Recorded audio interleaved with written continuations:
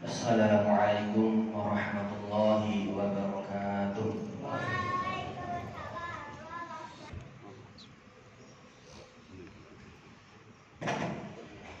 Alhamdulillahil jalali wal ikram alladzi a'azzana bil Islam wa akramana bil iman wa nawwara qulubana bil Qur'an wa ashhadu an la ilaha illallah wahdahu la syarika lahu wa ashhadu anna sayyidana Muhammadan 'abduhu wa rasuluhu la nabiyya wa la rasula ba'dahu. Allahumma shalli wa barik ala sayyidina Muhammadin wa ala alihi wa ashabihi wa man tabi'ahum bi ihsanin ila yaumiddin, amma ba'd. Fa ya ayyuhan nas usikum wa nafsi bi taqwallahi wa ta'atihi la'allakum tuflihun. Faqad qala Allah ta'ala fil Qur'anil Karim, a'udzu billahi minasy syaithanir rajim. Bismillahirrahmanirrahim. Ya ayyuhalladzina amanu taqullaha haqqa tuqatih wa la tamutunna illa wa antum muslimun. Wa qala aidan wa qala an-nabiy sallallahu alaihi wasallam, kullu bani adam khata'un wa khairul khata'in at-tawwabun. Shadaqallahul 'azim. Wa sadaqa rasuluhu nabiyyul habibul karim wa nahnu ala dhalika minasy syahidin wasyakirin walhamdulillahi rabbil alamin. Ma'asyiral muslimin rahimakumullah, pertama-tama khatib berwasiat khususnya untuk diri khatib pribadi, umumnya untuk jamaah sekalian, mari kita bersama-sama meningkatkan kualitas keimanan dan ketakwaan kita kepada Allah Subhanahu wa taala. Taqwa dalam arti imtithalu awamirillah wa ijtinabun nawahi, yaitu kita sekuat tenaga dan istiqomah untuk menjalankan segala perintah Allah dan berusaha membentengi dari apa-apa yang dilarang oleh Allah Subhanahu wa taala. Ma'asyiral muslimin rahimakumullah, perlu kita sadari bahwa kita sebagai manusia tidak luput dari perbuatan dosa. Entah itu dari dosa anggota tubuh kita, sekalipun anggota tubuh kita tidak berbuat dosa, mungkin saja dari hati kecil kita untuk ada niat menjalankan kemaksiatan. Sekalipun tidak ada niat menjalankan kemaksiatan, mungkin saja ada bisikan-bisikan dari syaitan untuk meninggalkan Allah Subhanahu wa taala atau lupa terhadap Allah Subhanahu wa taala. Oleh karena itu ada beberapa faktor yang mengakibatkan lupanya, lalainya kita kepada Allah Subhanahu wa taala, yaitu adalah sempitnya pengetahuan kita terhadap Allah, sifat-sifat Allah, keagungan-keagungan Allah, dan kemahakuasaannya Allah Subhanahu wa taala. Oleh karena itu Allah Subhanahu wa taala berfirman dalam surah At-Tahrim ayat 8, A'udzu billahi minasyaitonir rajim. Bismillahirrahmanirrahim. Ya ayyuhalladzina amanu tubu ilallahi taubatan nasuha. Asa rabbukum an yukaffira 'ankum sayyi'atikum wa yudkhilakum jannatin tajri min tahtiha al-anhar ila akhir ayat. Allah Subhanahu wa taala berfirman, wahai orang-orang yang beriman, bertaubatlah kalian semua kepada Allah dengan taubatan nasuha, dengan taubat yang sebenar-benarnya taubat. Asa rabbukum, mudah-mudahan Tuhan kalian semua akan menutupi kesalahan-kesalahan kalian dan memasukkan kalian semua ke surganya Allah Subhanahu wa taala. Ma'asyiral muslimin rahimakumullah, oleh karena itu kita sebagai hamba Allah wajib untuk selalu bertaubat dalam setiap waktu dan setiap keadaan. Rasulullah sallallahu alaihi wasallam, nabi agung kita semua, beliau yang memang maksum, terhindar dari dosa, beliau yang memang sudah dijanjikan surga oleh Allah Subhanahu wa taala pun masih bertaubat, meminta ampunan kepada Allah Subhanahu wa taala paling sedikit sehari 70 kali. Sebagaimana Rasulullah SAW bersabda, "Wallahu inni astaghfirullah wa atubu ilaihi fil yaum akthar 70 marrah." Wa fi riwayat ukhra 100 marrah.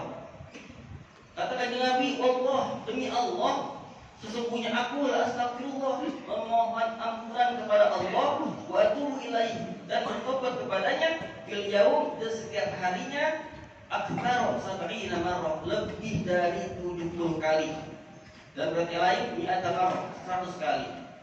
Subhanallah, Rasulullah yang begitu sempurna sebagai manusia yang sempurna, panutan kita semua masih beristighfar dan bertobat kepada Allah. Ma'asyiral muslimin rahimakumullah. Lalu syarat-syarat apa saja yang dapat menjadikan tobat kita terima oleh Allah Subhanahu wa taala? Oleh ulama, berkata para ulama, at-taubatu wajibatun min kulli dzambin, adalah sebuah kewajiban untuk bertobat dari segala dosa.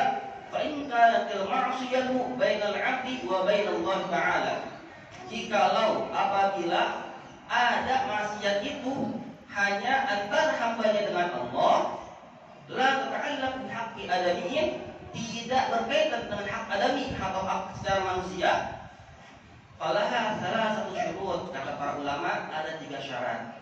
Yang pertama, ayyuqli'a 'anil ma'siyah, yang pertama adalah tinggalkan perbuatan maksiat. Wasani, yang kedua, ayyadama 'ala fi'liha, yang kedua setelah kita tinggalkan perbuatan tersebut, sesali.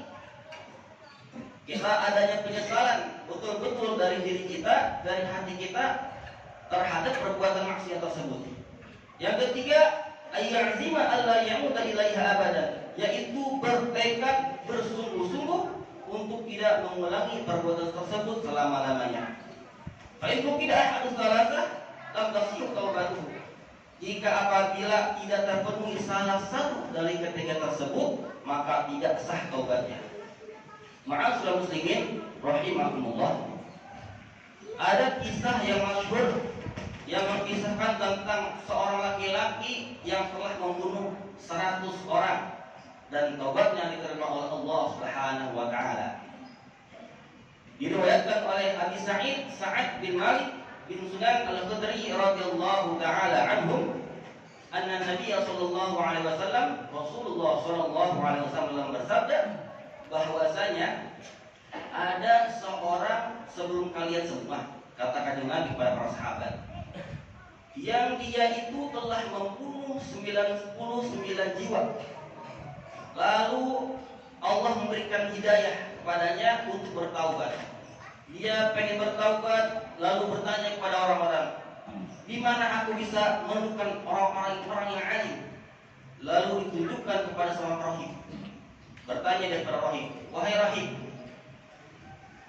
ketika orang sudah membunuh 99 jiwa, apakah dia bakal terima taubatnya? Kata rahib menjawab, tidak akan terima taubatnya. Lalu si laki-laki ini membunuh si rahib tersebut, genaplah 100 jiwa yang dia bunuh. Setelah itu dia bertanya lagi kepada orang-orang, di mana orang-orang yang alim? Ditunjukkan kepada seorang ulama. Bertanya lagi kepada ulama, wahai orang ulama, wahai ulama, ketika ada seorang yang telah membunuh 100 jiwa, apakah taubat diterima? Lalu ulama itu menjawab, tidak akan ada yang menghalangi orang yang bertaubat dengan terimanya taubat oleh Allah Subhanahu wa taala. Ulama ini memberikan syarat bahwa seorang pemuda itu, seorang laki-laki itu harus meninggalkan kampungnya dan hijrah ke kampung yang lain, yang dimana kampung itu lingkungannya terdapat orang-orang yang taat kepada Allah Subhanahu wa taala. Singkat cerita, melakukan perjalanan laki-laki itu tersebut ke tempat yang ditunjukkan oleh ulama. Di tengah perjalanan, laki-laki ini wafat. Lalu turunlah malaikat azab dan malaikat rahmat. Kata malaikat rahmat, laki-laki ini sudah dalam perjalanan taubat kepada Allah Subhanahu wa taala. Aku berhak untuk mencabut nyawanya. Kata malaikat azab, tidak. Laki-laki ini belum melakukan perbuatan apapun, belum melakukan apapun dan belum melaksanakan ibadah apapun. Lalu turunlah Allah menurunkan malaikat untuk menengahi antara malaikat azab dan malaikat rahmat. Lalu kata malaikat penengah ini diukur, lebih dekat mana antara tempat tujuan dan tempat yang tinggalkan. Setelah diukur lebih dekat ke tempat tujuannya, maka malaikat rahmat berhak untuk mencabut nyawanya dan laki-laki ini diterima tobat oleh Allah Subhanahu wa taala. Ma'asyiral muslimin rahimakumullah. Kesimpulan yang ingin kami sampaikan, yang pertama adalah kewajiban bagi kita semua sebagai hamba Allah, sebagai umatnya Muhammad SAW untuk selalu bertaubat setiap waktu dan setiap keadaan. Yang kedua, Allah Subhanahu wa taala sangat senang, gembira dan sangat menyukai kepada orang-orang yang ahli taubat. Yang ketiga, Allah adalah Tuhan yang maha penerima taubat hambanya. Mudah-mudahan kita semua bisa menjadi ahli taubat dan bisa menjadi hamba Allah yang beriman dan bertakwa kepada Allah Subhanahu wa taala. Amin amin ya rabbal alamin. Barakallahu li wa lakum fil Qur'anil Karim wa nafa'ani wa iyyakum bima fihi minal ayati wa dzikril hakim wa taqabbal minni wa minkum tilawatahu innahu huwas samiul alim. Allahumma salli ala sayyidina Muhammad wa ala ali sayyidina Muhammad. Alhamdulillah, alhamdulillah, alhamdulillahilladzi arsala rasulahu bil huda wa dinil haqq liyudhhirahu 'ala ad-din kullihi wa kafa billahi shahida. Ashhadu an la ilaha illallah wahdahu la sharika lahu wa ashhadu anna sayyidana Muhammadan 'abduhu wa rasuluhu la nabiyya wa la rasula ba'dahu. Allahumma shalli wa sallim 'ala sayyidina Muhammadin wa 'ala alihi wa ashabihi wa man tabi'ahum ila yaumil qiyamah. Amma ba'd, faya ayyuhan nas ittaqu rabbakum alladhi khalaqakum min nafsin wahidatin wa khalaqa minha zawjaha wa batha minhuma rijalan katsiran wa nisaa.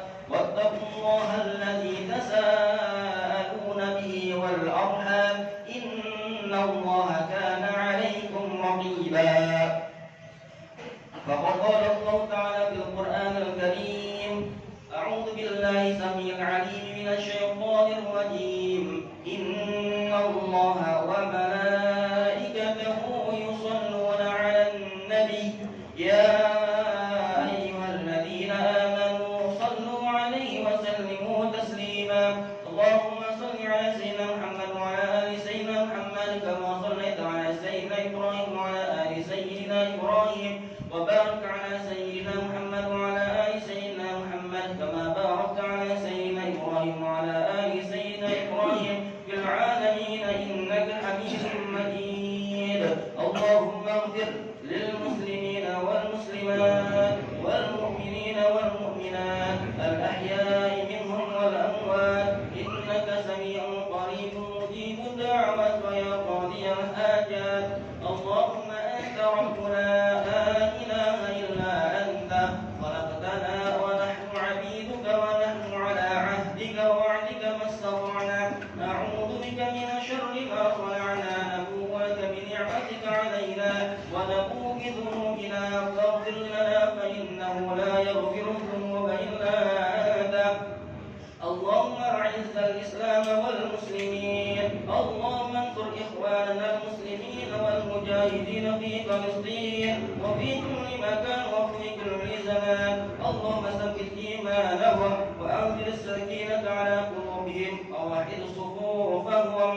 اللهم أهلك الكفرة والمشركين. ربنا عليك توكلنا وإليك نبنا وإليك المصير. ربنا آتنا في الدنيا حسنة وفي الآخرة حسنة وقنا عذاب النار.